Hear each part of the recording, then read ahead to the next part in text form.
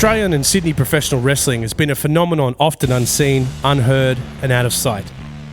Passion, determination and world-class skill was present, but an audience and recognition was absent. That was until we found our voice. You're gonna notice us. I've been paying close attention to Australia and New Zealand for a while now. I believe you guys actually got the best wrestlers in the world back there. The rapid growth of Pro Wrestling Australia quickly put a target on our native grapplers' backs, attracting competitors from all over the nation and the globe.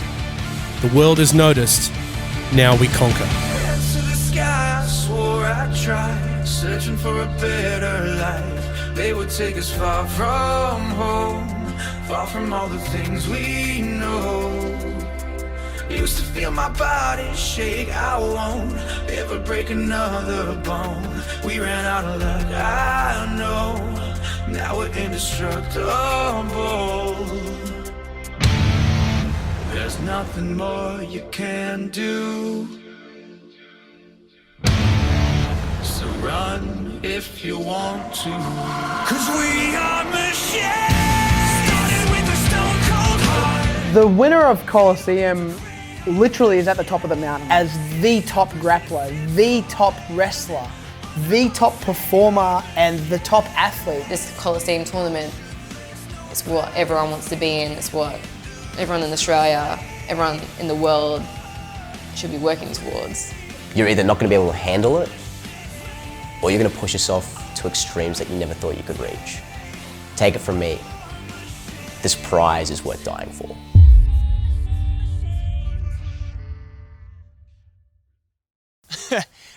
It's funny because a lot of people see me now and they have no idea what I was. You know, in high school, I was a nerd, man. I was the biggest nerd going around. Like, I was the kid running to get to class first. I was the kid getting bullied. I was the kid getting pushed over. I was tiny. Like, if I look at myself back then, I was a bit of a joke, you know? When I got towards the end of high school, I started to realize I was pretty just naturally good at sport. Like, I could just pick up a sport and be good at it. And I wouldn't have to train, I could just turn up and I was decent. You know, I played a lot of Oz Tag, league, played a little bit of soccer even though that game sucks. Like, whatever I tried to do, 100 meter sprints, 1500, long distance, cross country, I could do it all. And I kind of started to change because of that. Because I was good at sport, I started to focus on that more and that's where I felt comfortable. And then I left school and I was still this skinny little dude. Like, man, I don't know how chicks even talk to me when I left high school. Like, I was ugly as hell. But I got to a stage one day where I was out one night and I got beat up. I got destroyed one night. This group of guys just bashed me, man, and it was bad. And to kind of change that, I started doing MMA. I was like, first I was just like, I just needed, if this ever happens again, I need to know how to control myself. I need to know how to handle myself.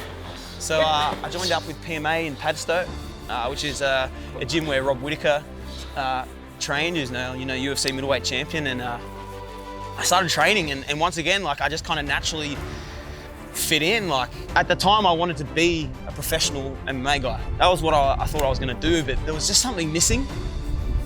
And I don't know what it was, like, I loved it, but I wasn't passionate. I wasn't passionate about it. I went overseas for a few years, you know, and I was always a wrestling fan. Like, I loved wrestling. And I was in the States and I went to Bowler and I went to King of Trios and I went to all these shows as a fan. And then I thought to myself, like, man, you can do this. Why are you not doing this? So I came home and luckily PWA had just opened its new school in Liverpool and it was different because I wanted to be at that training center every opportunity I can. I love being there and then being able to go to shows and help out. It became like an obsession. And I'd never been obsessed with something like it before. It's all I thought about. I feel I've progressed in like the 4 years I've been training more than anyone else. I did the wrong thing, so to PWA, to Robbie, the Madison Eagles, to all of the fans of PWA and to Rhodes, from the bottom of my heart, you can kiss my fucking ass. Call to Arms is the biggest show of the PWA. It's our anniversary, and Last year going into Call to Arms, I was really excited because I was feeling good about how I was doing on shows and my performances, and I actually invited a whole bunch of people to come to the show, really excited for them to see me, you know, in the ring. And a few days before the show was on, I got told that I wasn't on. And I think at first I was just shocked, but then I was pissed. And I remember he called me when I was away, and it's when he found out that he wasn't going to be on Call to Arms, and he was like, I got told I have no momentum. I was like, how could we have like no momentum? I felt I was doing everything it takes to be on those shows, and I was putting on performances and I was getting reactions, and I deserved to be there. And to be told that I didn't have any momentum, it pissed me off. And what most people would have done is whinge online, talk behind everyone's backs, you know, really hate life. But I went out and I thought, how do I make momentum for myself? And in the past 12 months, that's what I've done. I've given myself more momentum than any professional wrestler in this country.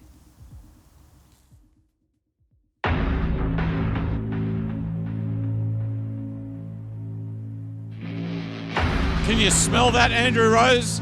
What you can smell in this building, that's anticipation. Gonna make a change for once in my life. Gonna feel real good. Gonna make a difference. Gonna make it right.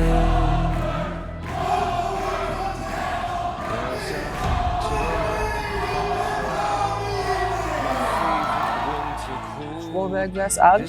I think that really established Wahlberg as a key player in not only PWA but Australian wrestling in general, and I think that took him from a great wrestler to a main event level talent. So I think that match will go down in PWA history as a really pivotal moment for everyone. UGG knows what they're capable of. UGG knows what the Babes does. He wants a one-on-one.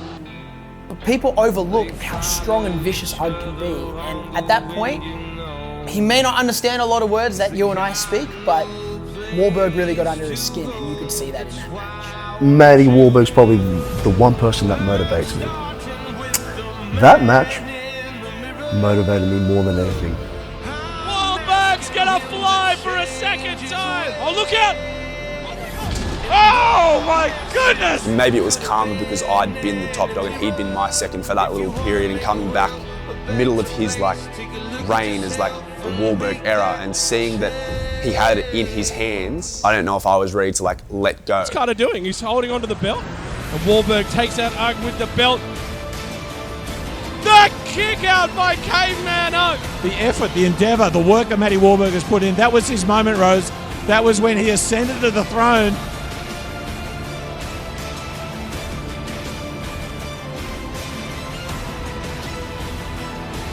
He's taken belts to the face. He has taken the beating of a lifetime and still kicking out. UGG swung for the fences and he struck out. Into the submission, he's got Caveman UGG in the middle of the ring. One arm! With one arm! With one arm, he picks up Wahlberg and drops him.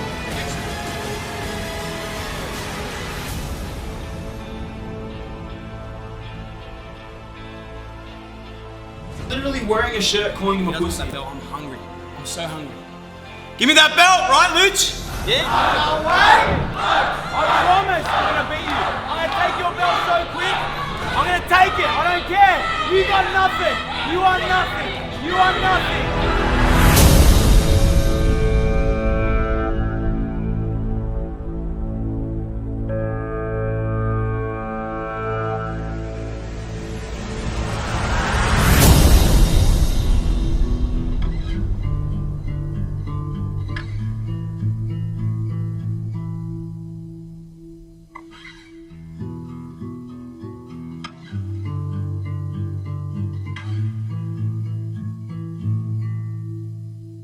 There'll be times when my crimes will seem almost unforgivable. I give in to sin because 'Cause you have to make this life livable. But when you think I've kind of haven't talked about the match with Ugg that much, and I think it's because like it hurts, like it sucks. Like I put so much of myself into that match, and the lead up to it, I trained so hard, and I had all my friends, I had my family there, and so much was riding on that match, and I genuinely went in knowing I was going to win, and I was going to be PWA champion. I was going to like tick off my goal, and then I lost, and it honestly broke my heart. I had to take my mind off it, and I went out and I applied for Survivor. I don't even know why. Like, I love Survivor, but I never saw it as an option, and I did it because I needed something. I needed to go away. I needed to leave. I needed to be somewhere else, because losing to Ugg changed who I am as a person, I think, a lot. That moment, as horrible as it is, and as much as I don't want to relive it, I think it's defined who I am going into this Colosseum tournament. The games are over, you know? Colosseum, I have all my focus on it. The beer pong is done, the games in between, the joking, the spending my time on the weekends chasing the skirt rather than training. Those nights where I just don't feel like working and I just chill at home and I rely on my natural abilities, it's done, because I know acting like that, I'm not going to win. And I think even though I trained hard for TJP, I didn't take it as serious as I needed to, and I was focused on other things, and I lost again. Like, realistically, what have I done? If we look at it, what have I done in PWA? I beat Jimmy Havoc, yeah, but that was because of Carter in Harley. I lost to Ugg on the biggest PWA show ever against Progress in front of 1,500 people. I lost in 3 minutes for the PWA tag titles. I lost Survivor. I lost to TJP. And now people are saying I can't win the big one. That's the big thing. Oh, Matty Warburg's done nothing, you know. You got some weirdos from America who watch a few PWA shows who send comments like, oh, Warburg sucks, he can't win the big one, he can't do this, he can't do that, he doesn't belong on the international stage. So I need to win Colosseum. I don't think anyone else in that tournament needs to win it. I think I need to win it, because if I lose again, I'm nothing. I don't belong here. If I lose Colosseum, I don't even know why I bother turning up anymore.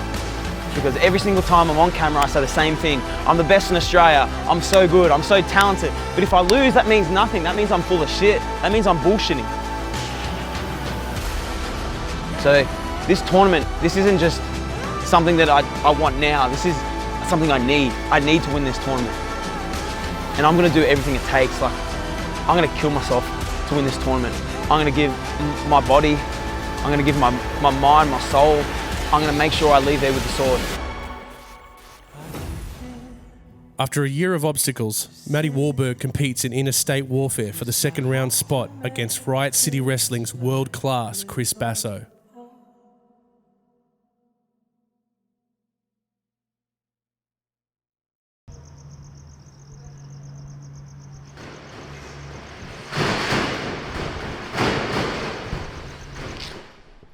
People don't realise the fact that Ricky South is actually a highly acclaimed athlete in a lot of sports, but predominantly played about 15 years of rugby league as a prop forward, played for the St. George Dragons. People don't also know I'm actually fairly smart, studied economics and law, dropped out of that for wrestling. A switch just kind of occurred, and I decided that, all right, what I'm investing, my time, my energy, what I'm going to be doing, you know, in the gym, working out and trying to improve myself, all is for the one goal of, you know, pro wrestling.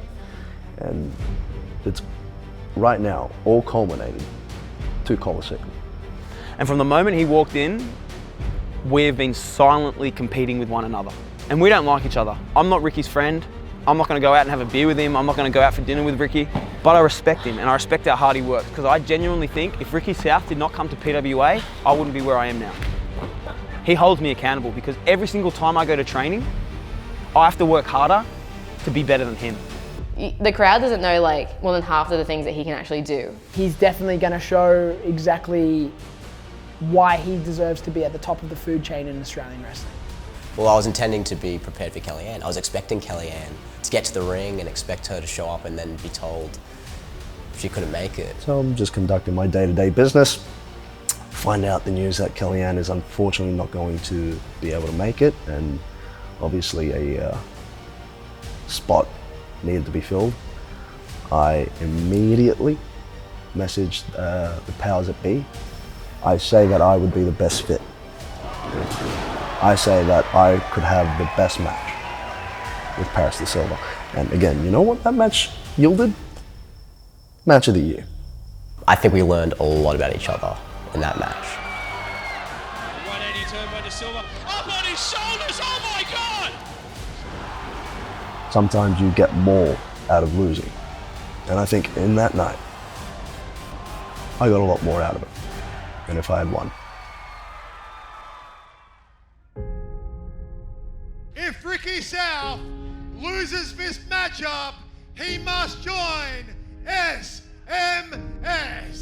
This, a little bit like today's state election, is a battle of free will versus controlled, no fun, no party society. Tough Stuff has got him in the middle of the ring. Will Jordan tap? Tyler Payne can't get involved. Referee Foss. Jordan taps, but the referee is dealing with Tyler Payne. The referee misses the tap. Are you kidding? Social Jordan has got his tripod from his camera. Oh no! Oh! He's taken out Tyler Payne! The clothesline by Tough Stuff. Ricky South. PWA comes unhinged. Ricky South is in big trouble here. He can barely get to his feet. Jordan can finish this right now. This is just unfair. Again, SMS, the strength in numbers they show. Oh my God, Ricky South is part of SMS now. In your head, zombie, zombie, zombie, I kind of very much lost myself when I did join SMS. I was forced to kind of abandon my personality, my persona, who I am as a person. I was forced to get rid of that all. Things like, you know, the hair, the leg hair, the lipstick, the color, the over the top, you know, flamboyant aggression. I was told to lose all of that. This is just the beginning. SMS is taking. It was definitely like a culture shock for me. It was something that I didn't ever anticipate to run into. He started coming to training a lot less when I was there. He would be a lot more cold in text messages even, and you know, the conversations between he and I were not of the same light-hearted nature they generally would be. I won't say he was more serious, but definitely we could see that he was probably under a lot of influence. Being in SMS made me realize that there is another side of Tough Stuff. There's a side of me that basically, push too far, I'll take no shit. You know, flamboyant aggression will, at one point or another, reach its peak and then boil over. And when Tough Stuff boils over, when flamboyant aggression boils over, there's not a man, woman, child in PWA or alive that's going to be able to stop me.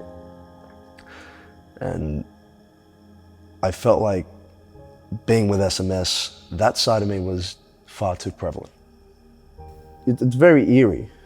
You know, when I was with SMS, it was like I was just watching myself from above. I was just able to see myself being this Richard, because that's not me. You know, and I hope that the audience knew that. I hope deep down that they knew that the so-called Richard that they were seeing wasn't real. You know? And hopefully that they know that no matter what they saw, I never truly abandoned who I was as a person, and hopefully neither should they.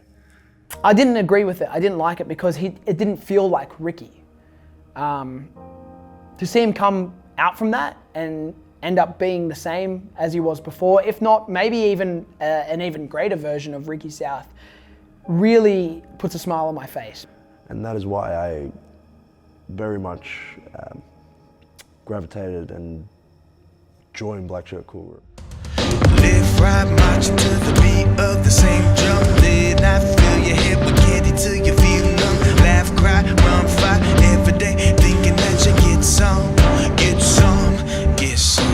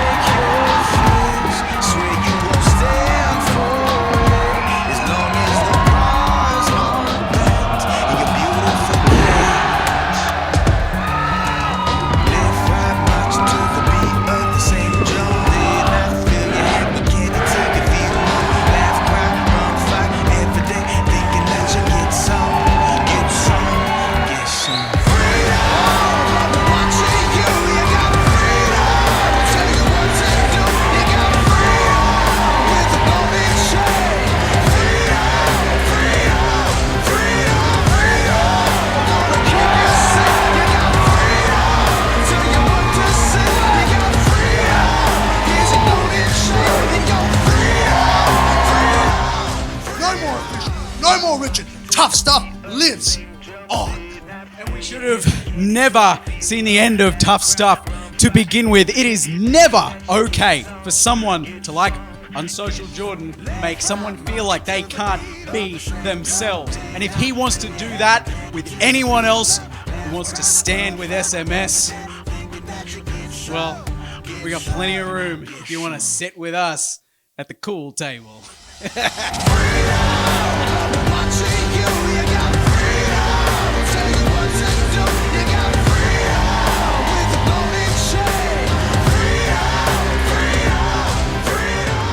Every second of every day was focused about obtaining that sword, obtaining Green Thunder, and what that means for me personally.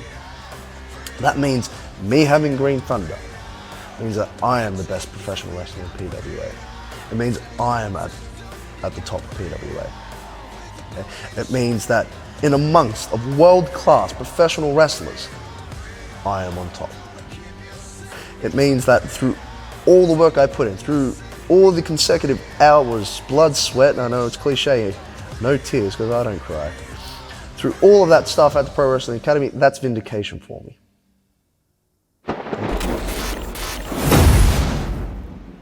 After overcoming his biggest opponent and resurrecting Tough Stuff, Ricky South must overcome something much bigger in the godfather of Australian wrestling, Davis Storm.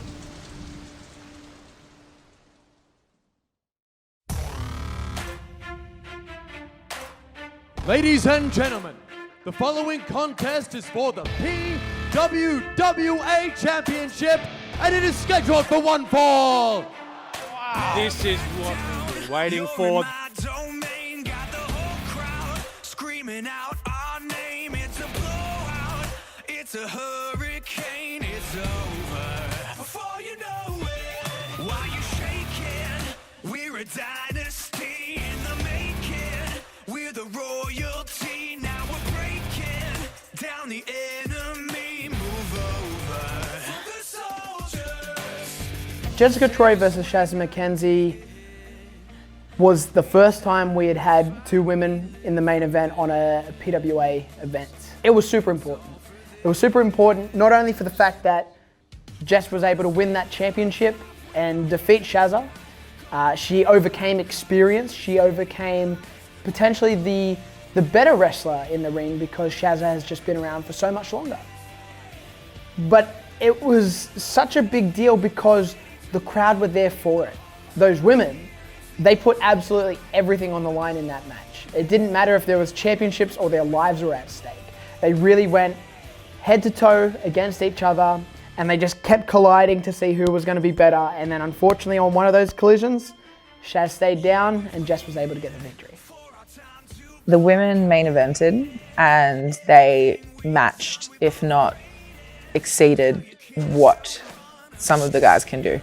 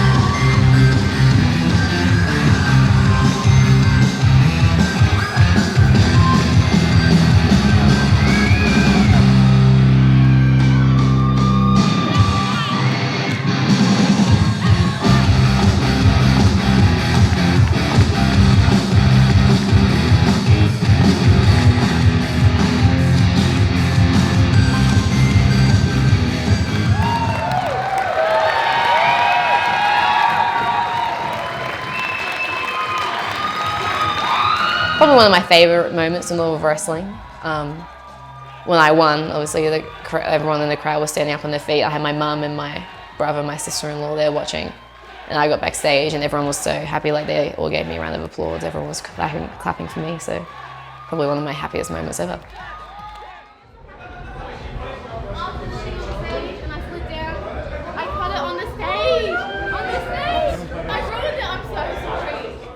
Jess is really, really fucking good. And I think people are only starting to realise it now, but it's something I knew and a lot of others knew a long time ago. It hasn't been a secret that Jess Troy is one of the best in this country, and none of that, oh, she's one of the best women wrestlers. She's one of the best wrestlers this country has. Jessica Troy is probably up there with the best wrestler we have in PWA. She's as good as anybody in it. Yeah. I'm secretly a huge fan of Jessica Troy. She's a menace. Chick's crazy. Like, the arm collector thing is not a nice t-shirt. Like, she genuinely comes out looking happy as shit, and then she wants to rip your arm off. Growing up, I didn't really stick just to one sport. I never really enjoyed playing team sports. Like, I did netball for a year. That wasn't really much. I tried to do boxing. That wasn't for me, but what else did I try to do? Tried gymnastics. I tried hockey. I tried a bunch of other things, but nothing really stuck with me. And then one day I watched professional wrestling on the TV, and that's what I fell in love with, and here we are. Okay, so I started training at Newcastle Pro Wrestling at the House of Free Fighting up in Newcastle, actually, and I've been looking for a place to start wrestling for ages, and it just randomly came up on my Facebook one day.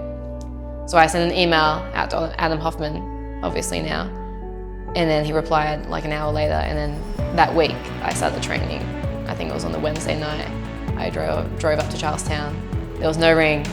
It was just a couple of gym mats on the floor, and that's how I learned how to do a headlock for the first time.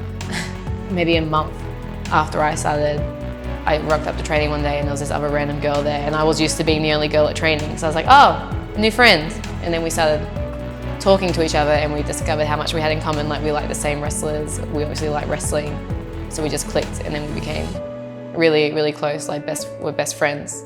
And that was Charlie Evans. So my first time winning the PWA Championship was with Charlie Evans. We both actually tapped out Shaz and Mackenzie, which seems to be a common theme in my life. She likes to tap out, I don't know why.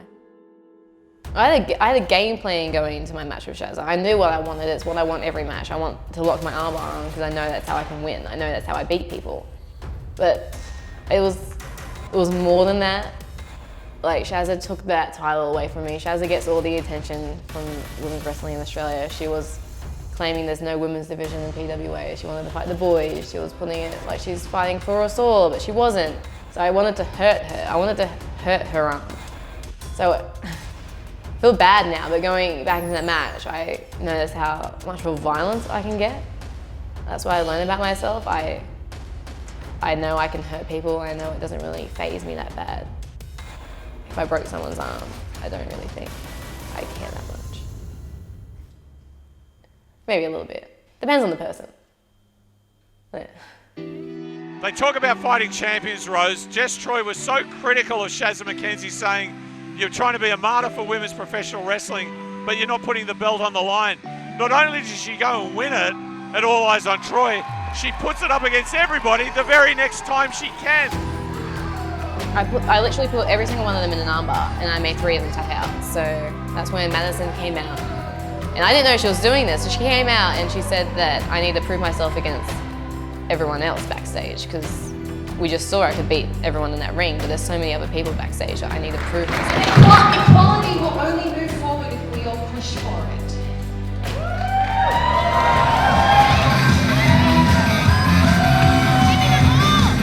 The PWA title is now open to all challengers, no matter their gender, which I am 100% okay with. I want the challenges. I want the best. I want the biggest. I want the fastest, the strongest, whatever. I don't care. I want them all.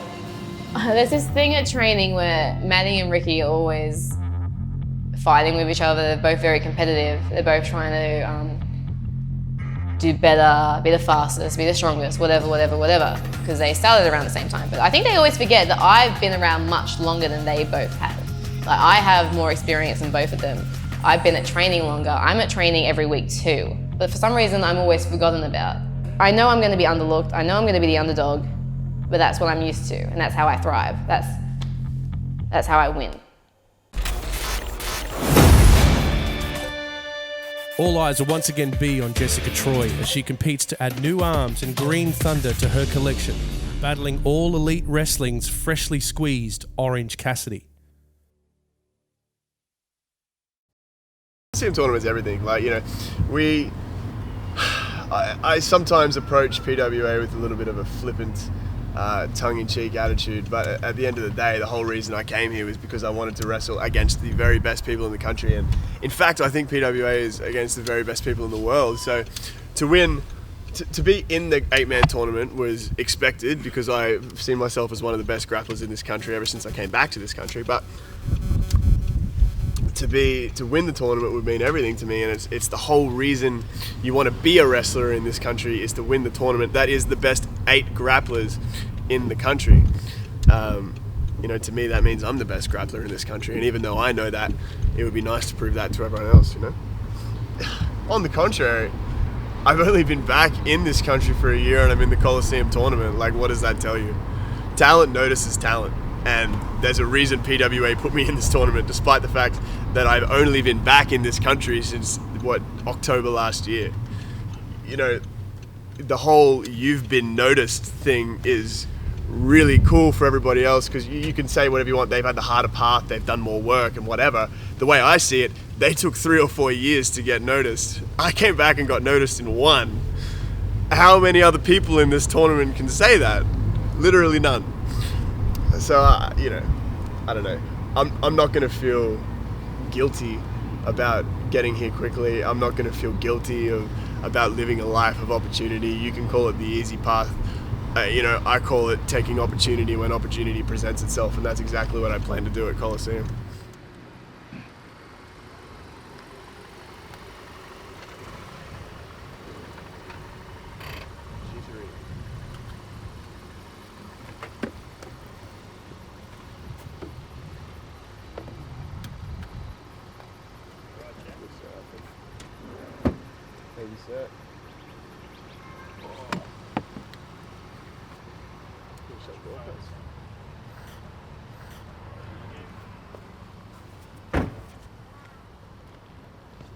Yo.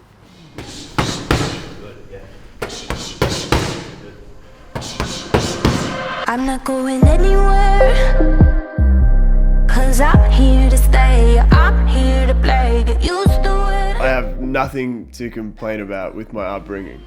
I lived somewhat of a privileged childhood, but, you know, I'm not going to brag about it, but at the same time I don't feel guilty about it. The childhood I had was what led me into, you know, privileged athletic courses that got me into high-level rugby, got me into high-level cricket, and then got me into high-level amateur wrestling, which then got me into jiu-jitsu, and then into professional wrestling. So the reason, you know, me having that upbringing gave me the athletic background I have, and, you know, it's the reason I'm passionate about it, and it's the reason I'm a high achiever. He's on a trajectory. He's on to great things. Maybe his arrogance could get in the way, but besides that, his prowess in the ring, it's going to be shown in the Colosseum tournament. Sam Osborne, for the short time he has been in PWA, he has probably made arguably the biggest mark. There's a lot of whispers of maybe he doesn't deserve it, and there's been guys around here longer that have put in the work for longer, but they haven't. I've been putting in the work for 5 years, I just haven't done it here.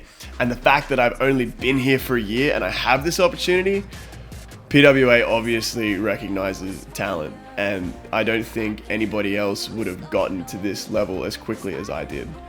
So what does that tell you? So the thing about the Kelly gang is that, you know, Ketis and Jackson Kelly are exceptionally talented guys that had already made a name for themselves here. I already knew that I was on the same level as anybody here in PWA. I'm very comfortable saying that. I am on the same standard as everybody else on the roster. However, when you're new here, you need a foot in the door. Kelly Gang was already established. I needed to be a part of that so that I could become recognized on this roster. And when I got that one match, I kicked the door down. We're very similar. We're almost the same guy, but he's smart. And at Hot Dogs and Handshakes, you know, I think he came into that match acting like he wanted to wrestle me,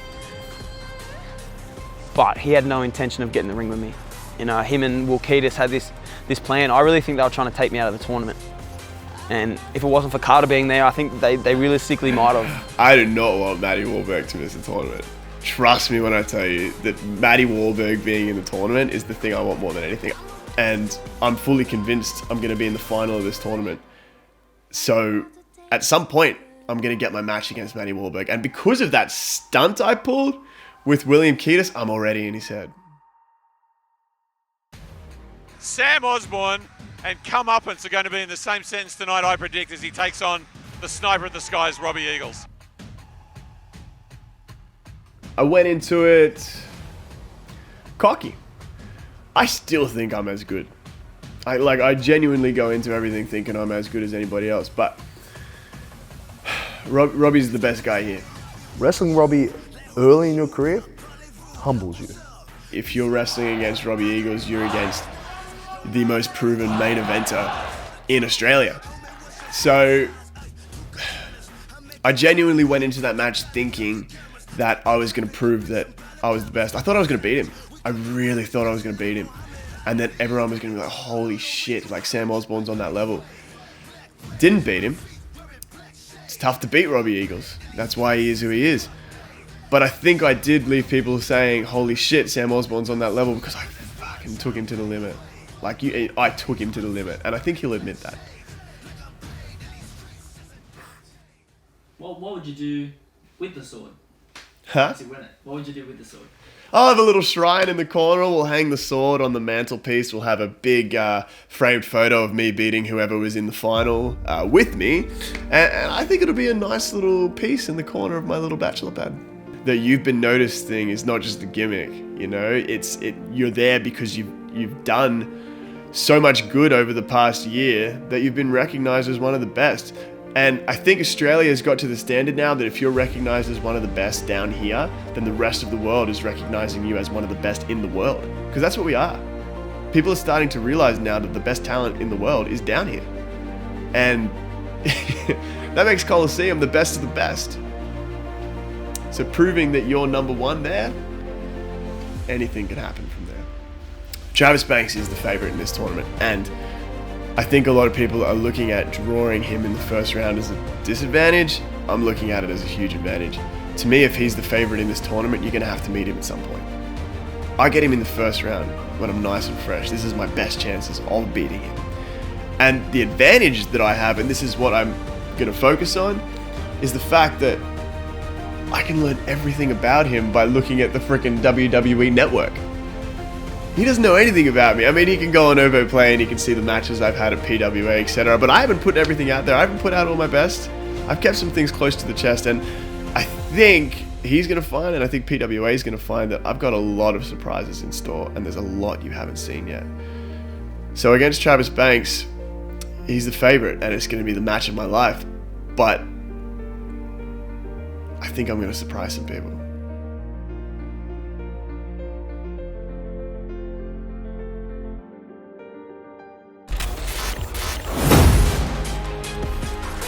The prize bull, Sam Osborne, has something to prove. Being the freshest grappler involved, he gets the opportunity when faced against NXT UK's Travis Banks.